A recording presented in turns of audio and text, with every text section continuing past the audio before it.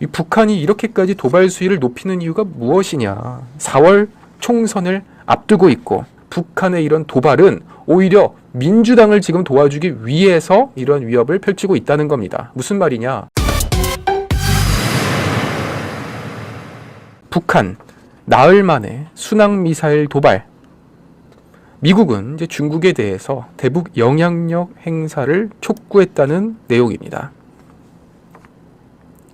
북한은 어저께 오전 함경남도 신포 인근 해상에서 순항미사일 수발을 발사했습니다. 북한의 도발은 올해만 하더라도 지금 1월 29일인데요. 벌써 7번째이고 지난 24일 도발 이후 나흘 만에 또 한 번의 도발이 이어졌습니다. 특히 이번 전문가들의 분석에 따르면 잠수함에서 쏘아올린 잠수함 발사 순항 미사일 SLCM 가능성에 무게를 두고 있습니다. 탄도미사일과는 달리 이번 북한의 그 순항 미사일 발사는요, 유엔 안보리에서 규정을 두고 있는 결의 위반 사항은 아니라고 합니다. 그렇지만 북한의 주장에 따르면 아니다. 우리는 저 순항 미사일에 핵탄두 탑재가 가능하다라는 주장을 펼치고 있습니다.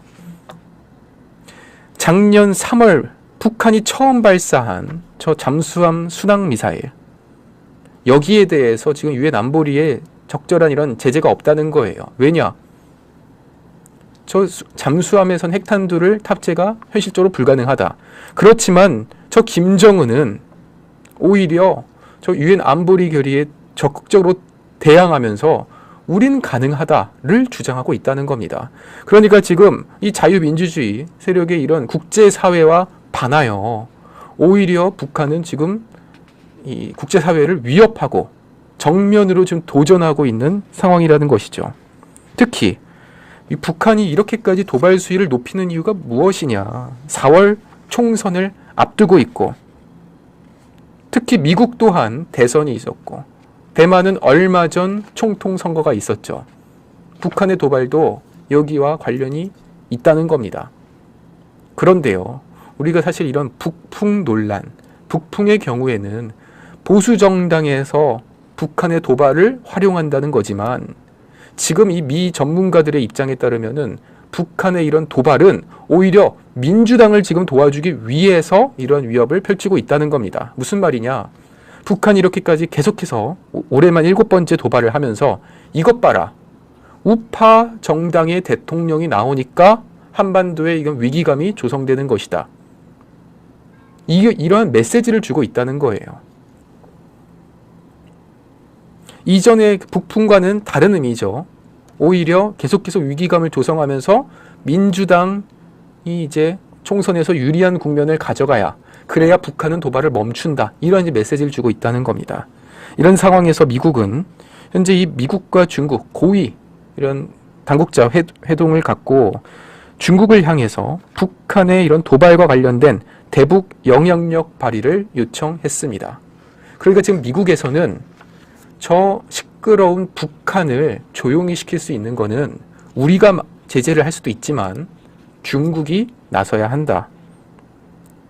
이런 한반도 긴장 구조 그리고 안보 관련 리스크 확대에 대해서 중국에게 어떻게 보면 그 영향력 발휘를 요청함으로써 중국의 이런 손도 들어주면서 영향력 발휘하기를 원하는 건데요. 실제로 지금 중국의 생각 또한 크게 다르지 않습니다. 태국 방콕에서 그 왕이 공산당 위원, 외교부장, 그리고 제이크 설리번 백악관 국가안보 보좌관이 만났고 여기서 중국, 너희가 저 북한을 제재를 시켜라. 그러면 이제 중국의 선택이 남았는데 지금 중국 입장에서는 원래 이게 북중러와 한미일 삼각구도의 대결이었지만 지금 이 중국이 지금 사실상 좀 붕 떠 있는 상황이에요. 최근에 북한과 러시아가 이런 무기 거래를 하면서 기술 전수를 받고 아주 지금 가장 강력한 이런 관계를 형성하고 있는 반면 중국이 지금 좀 붕 떠 있죠. 한 발짝 빠져 있습니다. 이런 상황에서 중국이 과연 어떤 판단을 할 것이냐. 북한과 러시아의 관계에 중국이 껴들으면서 우리도 함께 하자. 라고 손을 내밀 것인지, 아니면 오히려 미국과 중국이 힘을 모아가지고 지금 전쟁을 벌이고 있는 러시아, 그리고 북한에다가 영향력을 발휘하면서 어떻게 하면 다시 한번 다른 방면으로서의 이런 G2를 노리는 것은 아닐지, 여기에 대해서 함께 생각을 해보면 좋을 것 같고, 중국은 분명히 지금 대북 영향력을 유지하고 있고 그러한 지금 권한도 있고 힘도 있습니다. 그렇지만 아직까지는 적극적으로 나서지 않은 상황에서 이 중국의 행보가 어떻게 보면은 지금 이런 한반도 이런 위기 관리에 있어서 가장 중요한 요인 중에 하나다, 이렇게 말씀을 드리는데요. 제 생각은 어떠느냐? 저는 중국이 한번 목소리를 낼 때가 됐다고 생각을 합니다. 계속해서 대만에 대한 위협을 한다고 하지만 이번 대만 선거에 있어서 중국 입장에선 나쁘지 않은 거예요. 비록 총통의 경우에는 민진당 후보에게 빼앗겼지만, 친중 후보가, 다만 이 대만의 총선의 경우에는 친중 정당이 이겼거든요. 그런 점에서 중국 입장에서는 대만 문제에 대해서 이렇게까지 또 너무 오버할 필요도 없는 것이고, 오히려 이제 북한에 대한 영향력을 통해 중국의 이런 위상과 입지를 높일 때가 왔다, 이렇게 함께 말씀을 드립니다. Welcome to my party, we're just getting started. A life is a dream or a nightmare scarring. Hand me a drink cause I think I'm going all in. Get me a stream. 오늘부터는 이제 윤석열 대통령 한동훈 위원장의 이런 긴장 관계를 말할 필요가 없어졌다, 이렇게도 한번 세게 말씀을 드려봅니다. 서천시장 만남 후 6일 만에 오늘 윤석열 대통령과 한동훈 위원장이 함께 오찬을 가졌습니다. 특히 설을 앞두고 갈등을 조기에 해소하자는 데 공감대를 이루면서 회동이 성사된 것이죠. 그러니까 정기적으로 만나는 모임이 아니라 애초에 목적을 가지고 만났다는 겁니다. 어떤 목적이요? 설 전에 모든 리스크를 풀고 가자는 겁니다. 이 설 기간이 상당히 중요한 게 뭐냐면요, 일주일 가까이 되는 기간 동안 어떻게 보면은 이 가족들이 모이고 친지들이 모이면서 정치 얘기를 하죠. 그 전에, 설날 전에 이 리스크를 훌훌 털고 가자는 거예요. 이게 대통령의 생각이고 이게 한동훈 위원장의 생각입니다. 그러면 지금 이 두 가지의 리스크가 뭐가 있었습니까? 첫 번째는 윤석열 한동훈 갈등, 두 번째는 김건희 여사의 몰카 취재 사건. 이 두 가지의 리스크를 윤석열 대통령은 설날 전까지 다 리스크를 없애고 가겠다는 건데, 그 중에 이제 첫 번째가 바로 오늘의 이런 만남이죠. 특히 이번에 중요한 게 뭐냐면, 저는 이관섭 대통령 비서실장이 함께 참석을 한 겁니다. 윤재욱 국민의힘 원내대표도 함께 참석을 한 것이죠. 이관섭 비서실장이 누굽니까? 윤석열 대통령의 메시지를 갖고 가서 한동훈 위원장한테 대통령이 신뢰를 철회했다, 사퇴해라 라는 얘기를 했다라는 이제 보도까지 나오지 않았습니까? 한동훈 위원장이 사실상 그 사퇴 요구가 있었다라고 인정을 함으로써 실제로 대통령의 이런 사퇴 요구가 있었다는 걸 한동훈 위원장이 말하기도 했었죠.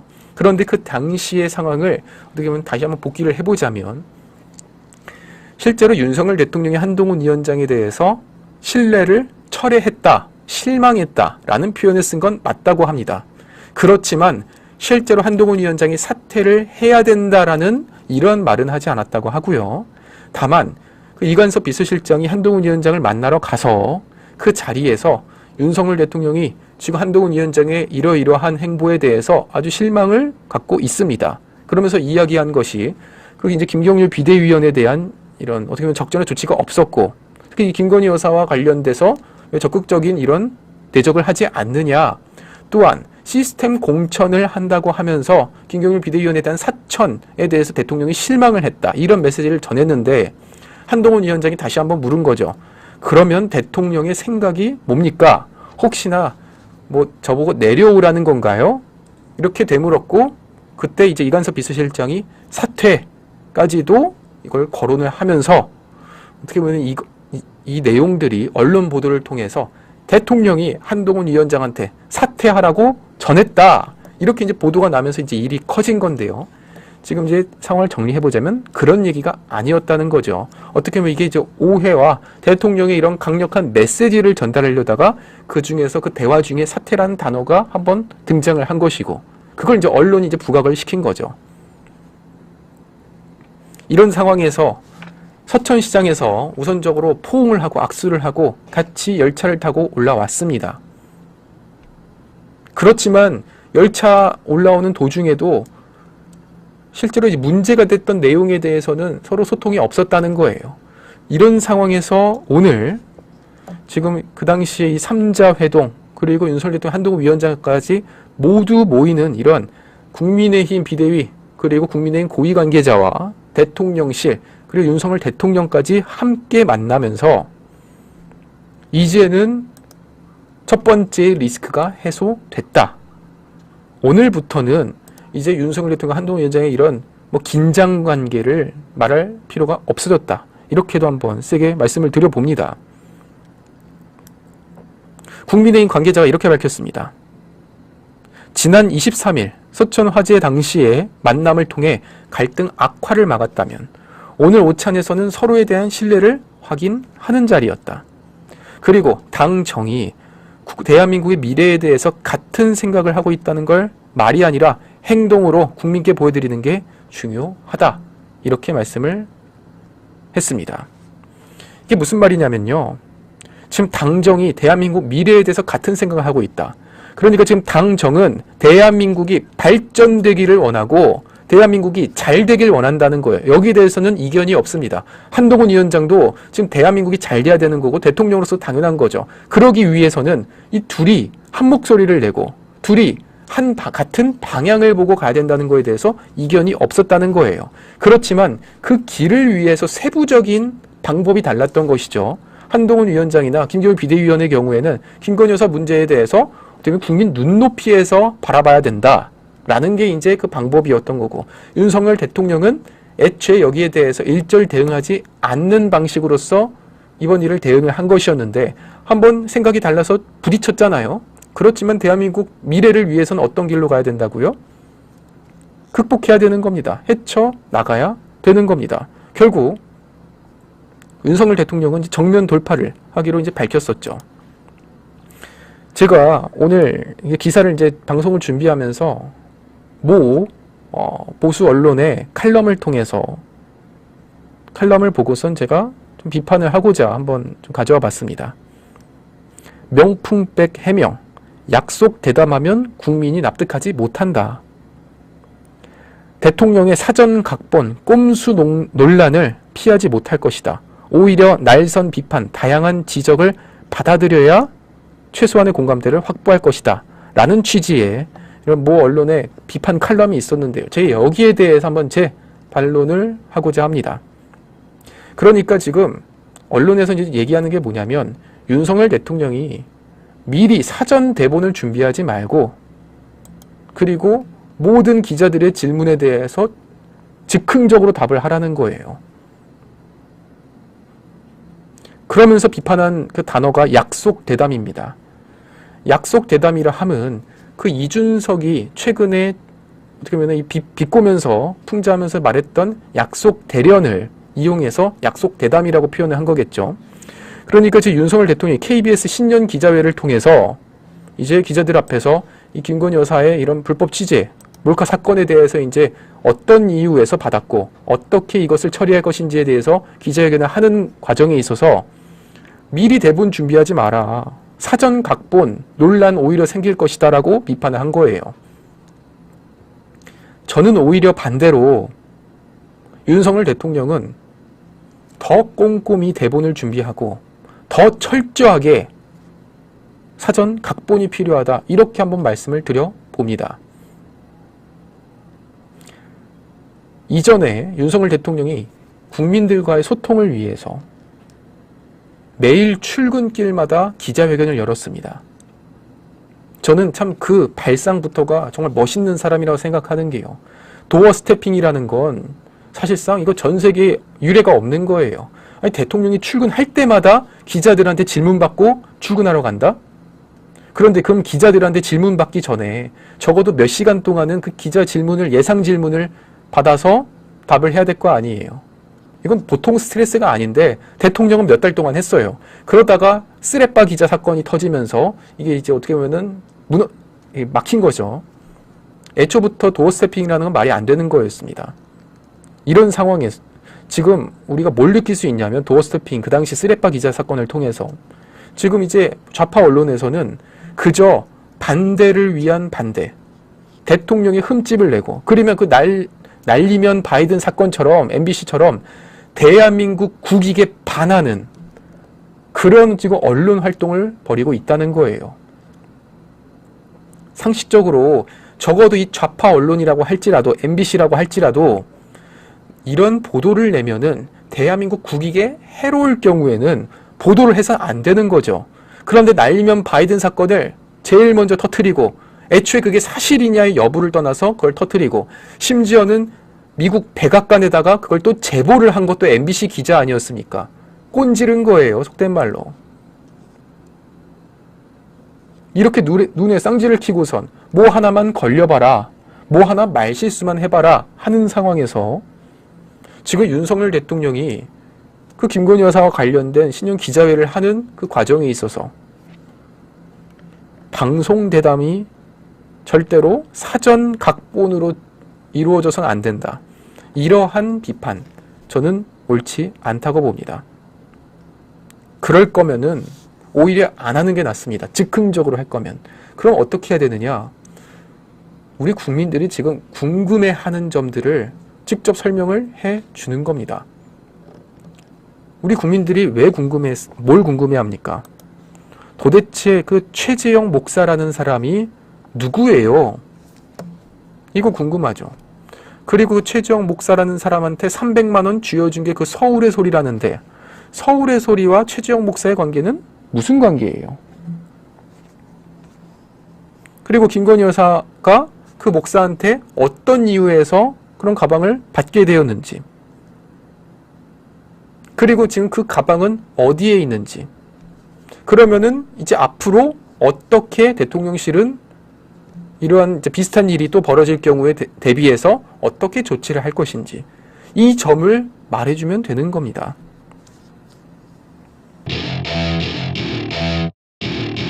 Welcome to my party, we're just getting started. A life is a dream or a nightmare scarring. Hand me a drink cause I think I'm going all in. Get me a... 왜 김건희 여사가 왜 받았느냐? 처음부터 이걸 치밀하게 기획을 해서 접근을 한 건데 그 배경에는 왜 그러냐면, 그러면은 제가 진실을 말씀을 드릴게요. 그 최재형 목사라는 사람에 대해서. 첫 번째, 최재형 목사는 누구인가? 미군을 나치에 비유하는 사람입니다. 특히 북한에 있는 반미사상 교육장소에 방문을 해서 이렇게 말을 해요. 6.25 전쟁 중에 미군에 의해서 처참하게 주민들이 학살됐다.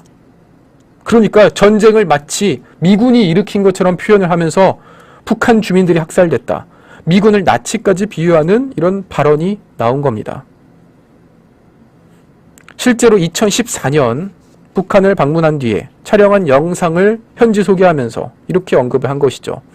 6.25 전쟁 중에 북한 주민들이 미군에 의해서 처참하게 학살됐다. 학살당하신 북한 주민들의 유품이 전시돼 있다. 제가 그 통계도 다 찍어놨다. 그리고 지하 방공호를 소개한 뒤에 우리 북한 주민들을 휘발유에 끼얹은 이런 미군의 학살 장소다. 마치 나치가 독가스로 죽인 것처럼 미군이 북한 주민들을 학살시켰다. 그러면은 저 최지영이라는 사람 입장에서는 미군이 전쟁 일으켰고 미군이 학살한 거고 북한은 일방적인 피해자라는 것이죠. 그렇지만 역사적 사실은 정반대 아니겠습니까? 과거 이 최지영 목사가요, 미국에 가요. 그래서 미국에서 창간한 매체가 프레스 아리랑이라는 곳인데 거기에는 북한 당국의 논평이 그대로 실려 있는 것이죠.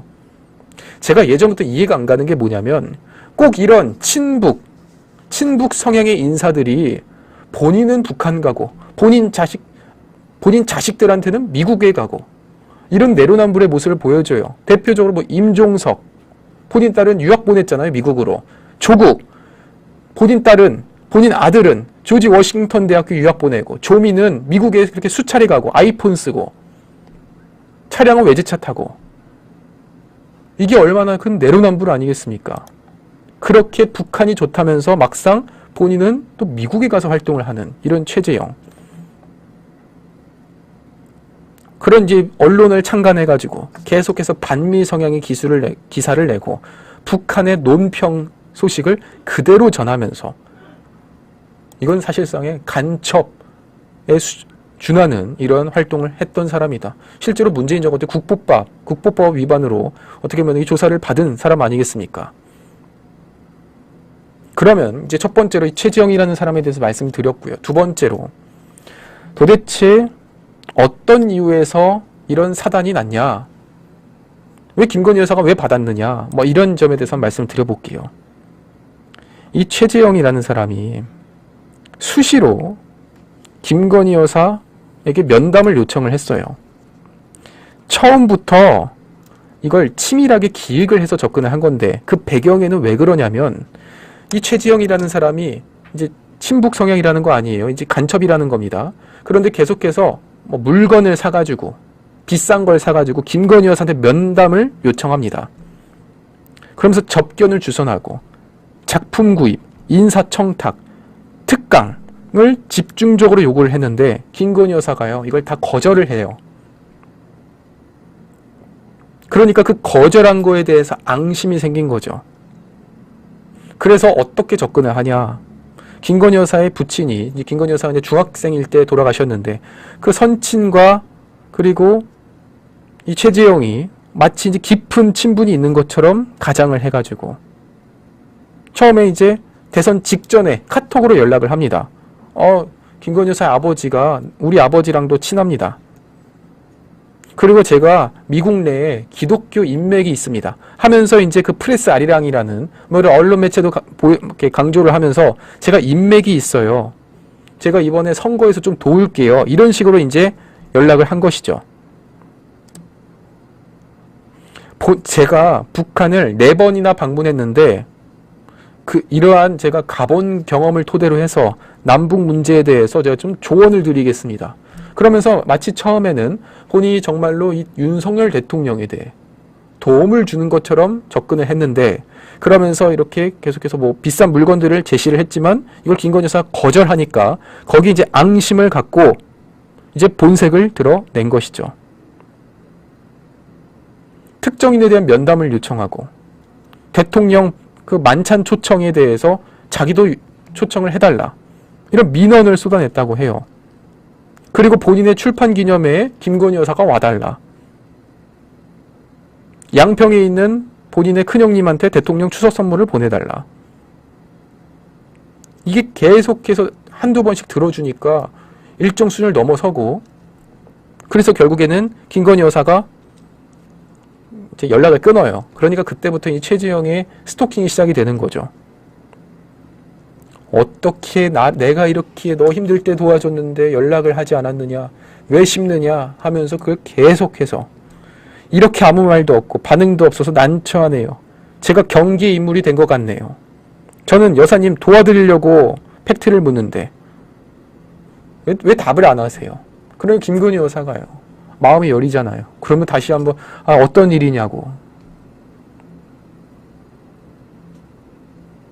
결국 김건희 여사의 그 선친과의 친분을 이용해서 접근을 했고 본인의 이런 민원을 계속해서 요청을 했는데 여기에 대해서 김건희 여사가 이젠 안 되겠다 싶어서 연락을 끊으니까 애초에 이런 목적을 갖고선 기획, 취재, 몰카 사건을 벌인 것이고 여기에 대해서 본인이 이걸 찍은 다음에 그걸 서울의 소리다가 제보를 해가지고 김건희 여사가 비싼 거는 받고 싼 거는 안 받았다. 이런 식으로 이거를 언론에 퍼뜨린 겁니다.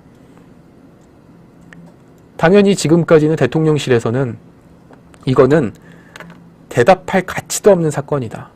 라고 어떻게 보면 무대응 전략을 펼친 겁니다. 그렇지만 그 김경률 비대위원으로 인해서 이번 일이 이제 공론화가 되지 않았습니까?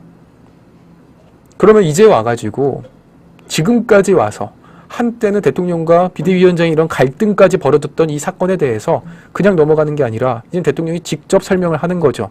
그런다고 해서 대통령이 나와가지고 국민들한테 다 인정하고 다 사과합니다가 아니라 어떤 일이 일어났었는지를 상세하게 설명을 해주면 된다는 거죠.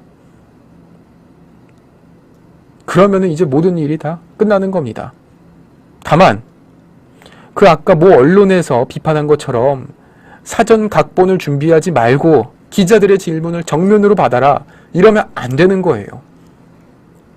철저하게 어떤 이 질문이 들어올지, 최악의 질문이 들어올지, 함정 질문이 들어올지에 대해서 다 답변을 준비를 하고 예상 질문과 예상 답변을 다 철저하게 준비를 하고, 그리고 만약에 사과를 한다고 하더라도 김건희 여사가 명품백을 받아서 사과합니다가 아니라 이거를 정말로 이런 식으로 악질적으로 접근을 해서 줬기 때문에 이 받은 거에 대해서 국민들께 어떻게 보면 마음에 이런 우려를 갖게 해드려서 죄송하다. 그러니까 이제 국민들한테 죄송해야 되는 거지, 이거를 뭐 엉뚱한 데다가 죄송하다고 말할 필요 없는 거예요. 왜냐?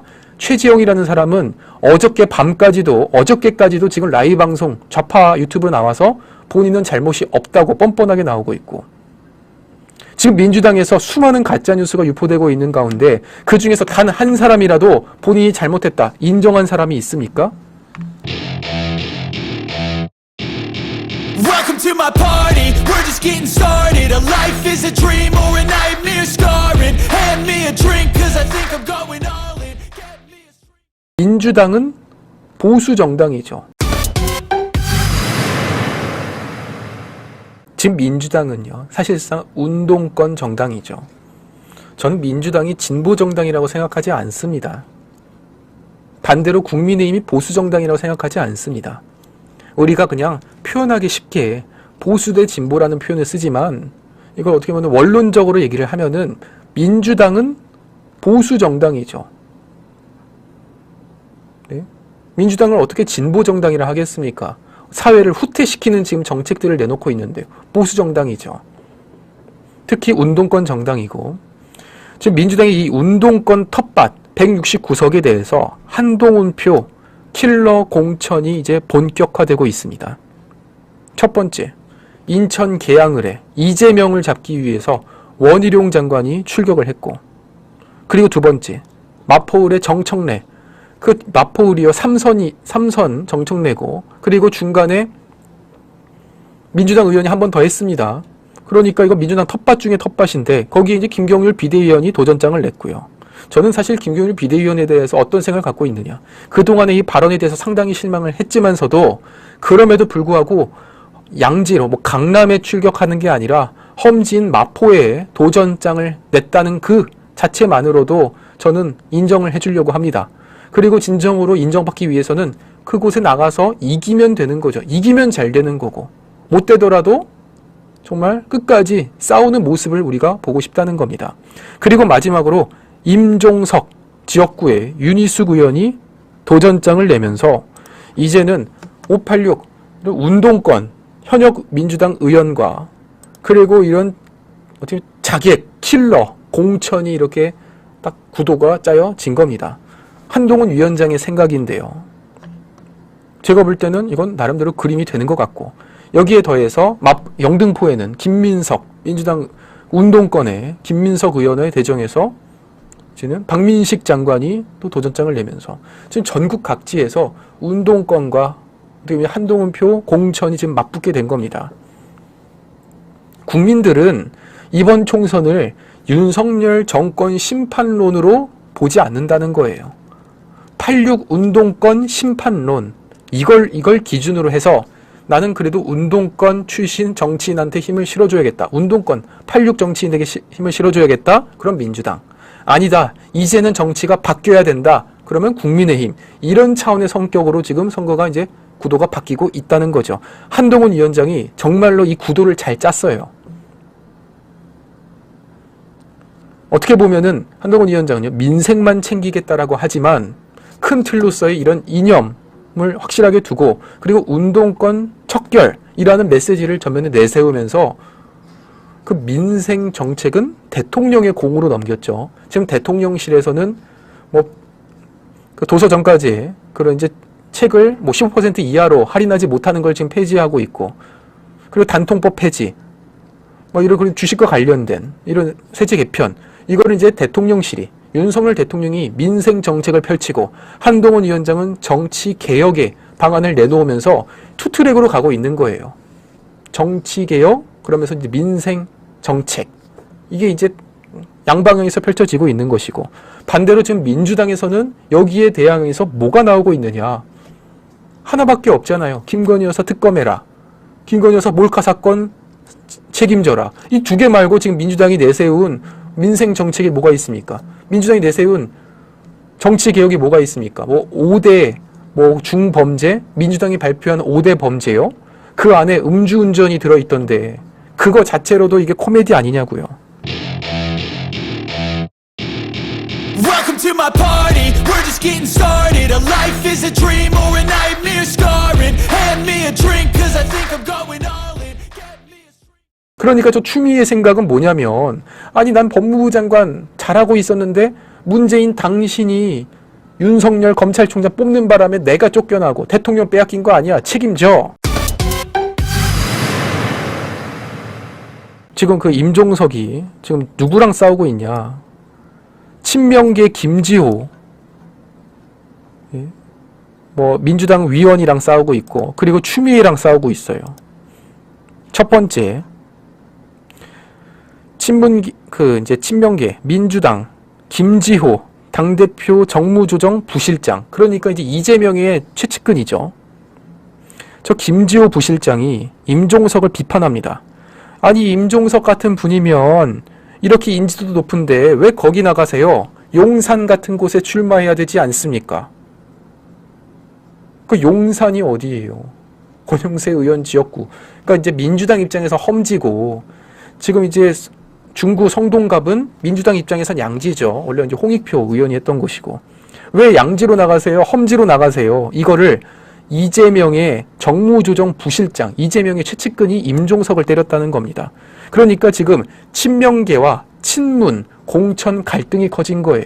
이전까지는 이낙연 대표를 그 필두로 한 친명계와 비명계의 갈등이었다면 이제 비명계 나갔잖아요.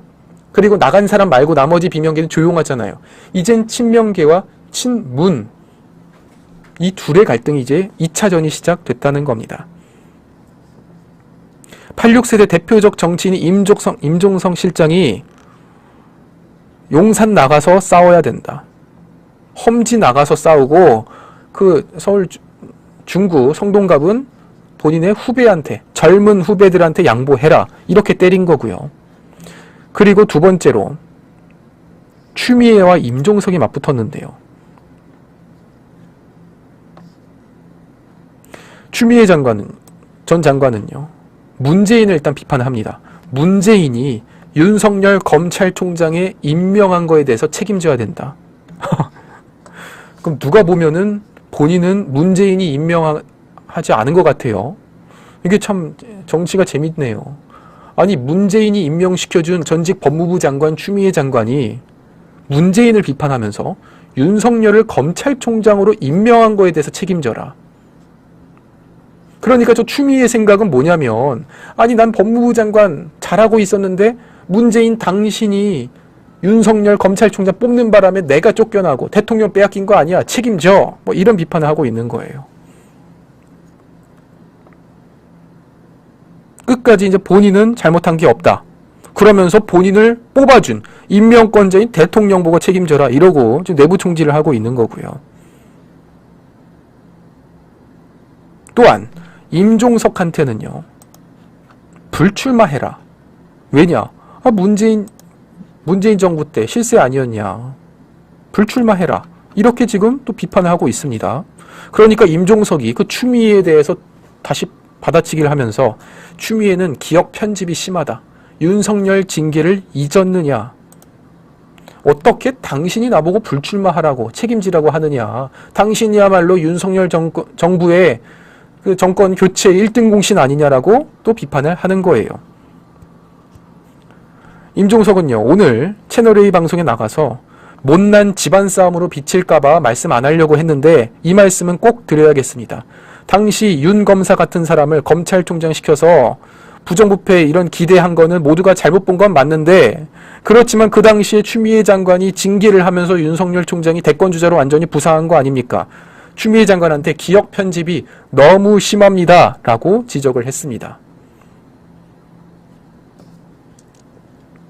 결국 추미애라는 사람은 문재인을 비판하면서 문재인의 비서실장들을 불출마시켜야 된다라고 비판을 하고, 반대로 또 임종석의 경우에는 추미애 당신이야말로 윤석열 정권의 창출 1등 공신이라고 비판을 하고 있고, 근데 이런 상황에서 또 문재인은 이재명을 만나면서 힘을 실어주고 있고, 친명계의 김지호 정무조정부실장은 임종석 보고 불출마를 하고 있고, 결국에 이게 운동권 세력들이 결국 본인들의 이권을 위해서 한번 선수를 쌓아보려는 이런 목적에서 서로를 저격하면서 친명계와 비명계의 갈등, 친명계와 친문의 갈등이 지금 계속해서 일이 번지고 커지고 있다는 겁니다. 제가 이런 장면들을 보면은 뭘 느끼냐면, 확실히 이낙연 대표가 정무적인 판단은 있구나. 만약에 이낙연 대표가 민주당을 탈당하지 않고 지금 민주당이 남아있더라면 이들의 목소리는 결국에 어디로 향하냐면, 다른 사람 조용히 해봐. 당시 당대표였던 이낙연 대표, 당신이 답을 해. 라고 결국 그 화살이 이낙연 대표를 향했을 거예요. 그런데 지금 왜 못합니까? 이미 나갔잖아요. 나간 사람한테 책임지라고 어떻게 합니까? 그러니까 이낙연한테는 뭐라 못하고 이미 나간 사람한테. 그러니까 결국에는 그 외에 사람들한테 계속 화살을 서로 쏘면서 내부 분열이 이루어지고 있다는 거죠. 그러면 이낙연 대표의 생각은 뭐냐? 일단 지금 민주당은 망할 것 같으니까 잠깐 나가 있다가 이번 총선에서 이재명 민주당이 폭망을 하면 내가 다시 들어가서 접수를 하겠다라는 생각인 것 같은데, 그런데 이게 중요한 지금 실수가 뭐냐면, 지금 이낙연 신당 이름이 개혁 신당을 베꼈었죠. 개혁 미래당. 그러면서 당 이름을 이렇게 만든 이유는 이준석 신당과의 합당도 고려한 것이다. 뭐 이런 주장을 펼치고 있는데, 이낙연 대표는 잘 생각해야 돼요. 이재명 민주당이 망하고선 다시 한번 민주당에서 이낙연 대표를 향해 손을 내밀 때, 그때 거기서 이 손을 잡아주기 위해서는 적어도 이준석과 손을 잡지 않고선 끝까지 이런 제3지대에 머물러 있으면서 호남 지역에서 의원들을 배출하고 이러한 정체성을 유지하고 있어야 민주당은 돌아갈 수 있는 것이지, 이준석과 합당을 한 다음에 민주당에서 다시 돌아가겠다? 이거는요, 이낙연 대표 입장에서는 정말 최악의 정무적 판단이 아닐까 싶습니다. Welcome to my party, we're just getting started. A life is a dream or a nightmare scarring. Hand me a drink cause I think I'm going all in. Get me a street. 이게 상식적으로 말이 됩니까? 애초에 이게 정책으로서 나올 수 있는 거예요. 현실적으로 이게 입법이 통과될 수 있습니까? 그런데 이걸 이준석은 왜 꺼내들까? 지금 이준석이 첫 번째로 지금 내세운 정책이 뭐였느냐면,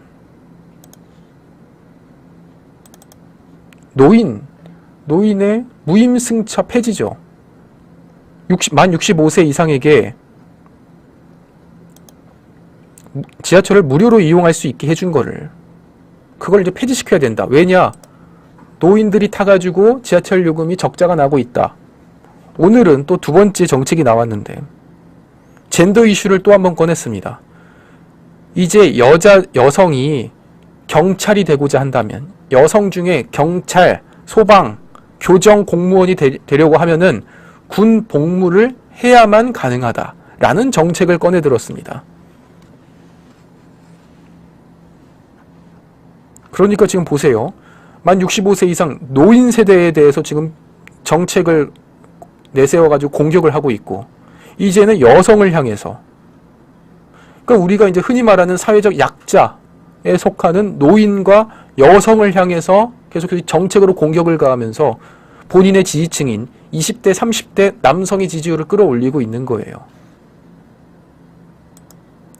이게 상식적으로 말이 됩니까? 애초에 이게 정책으로서 나올 수 있는 거예요. 현실적으로 이게 입법이 통과될 수 있습니까? 여자 중에 경찰 되려면 군대 갔다 와.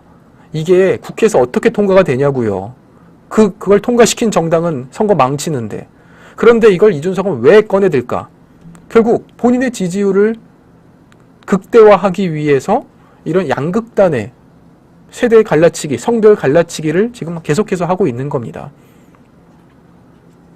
이렇게 정치하면 안 된다. 그러면 어떻게 해야 되냐? 이준석은 이제 제발, 이제는 모든 정치를 다 내려놓고 제발 한 5년에서 10년 동안 사업을 하든 일을 하든 아니면은 미국에 가서 공부를 하든 적어도 한 5년 동안은 좀 정치와 멀어져서 공부를 하고 그 다음에 다시 돌아와서 본인의 생각이 정말로 맞았는지 틀렸는지를 이제 비교대조를 하면서 정치를 한번 해보라는 거예요. 최소한 5년 정도는 푹 쉬다 오라는 겁니다. 지금 그 20대 중후반의 나이에 비대위원이라고 하는 이런 자리에 올라서서 지금까지 이 말 하나 갖고서만 지금까지 살아온 거 아니에요. 실제로 이준석이 권한을 가졌을 그 당대표 시절에 어떤 정치 개혁이 나왔냐고요. 그런데 이제 와가지고선 대구에 가가지고선 뭐 정치를 해보겠다? 그래서 양영자 의원을 합당해가지고선 뭐 한석 두석을 얻어보겠다? 말도 안 되는 소리입니다. 비례는 모르겠어요. 비례까지는. 그렇지만 지역구에서는 한 표도 얻지 못할 겁니다. 특히 이준석과 더불어서 이제 마지막으로 이번 그 운동권 대결, 민주당과 이런 대결에 있어서 마지막으로 이제 오늘 하태경 의원이 드디어 종로 출마를 철회하고 중구 성동 을 지역에 출마를 하겠다고 밝혔습니다. 사실 제가 가장 많이 실망하고 가장 많이 비판했던 사람 중에 한 분이 이제 하태경 의원이었는데, 아니 해운대 지역구를 포기하고 서울 험지 출마하겠다라고 올라와 놓고선 뜬금없이 최재형 의원 지역구에 도전장을 냈죠. 아니 지금 국민의힘 의원이 잘하고 있는 지역에 도전장을 내가지고 뭐 최재형, 뭐 유승민, 한동훈, 선의의 경쟁을 해보자 뭐 이런 망언을 내뱉었었는데, 다행히도 종로 출마를 이제 철회를 하고 당의 요청에 따라서 서울 중구 성동 을 지역에 출마를 하겠다고 밝혔습니다. 그러니까 성동갑은 윤희숙 의원이 나가서 임종석과 맞붙겠다는 거고, 이제는 성동을에 나가서 하태경 의원은 이제 민주당과 또 맞붙겠다는 거고, 여기는 지금 이해운 그 삼선 이해운 전 의원이 도전장을 낸 지역인데요. 그렇지만 이제는 좀 의미가 있는 게 현직 지금 민주당 국회의원의 지역구이기 때문에 지금 저희가 말하는 그 험지라는 지역은 현재 민주당이 갖고 있는 지역구, 민주당이 이 지역구를 갖고 있는 지역을 이제 우리가 이제 험지라고 말을 하는데요. 그런 점에서 적어도 이 하태경 의원이 종로를 철회하고 중구 성동을 출마를 선언한 것은 정말로 이 최악으로 갈 뻔한 상황에서 그래도 마지막에 유종의 미를 거둘 수 있는 이런 판단이었다 말씀을 드립니다.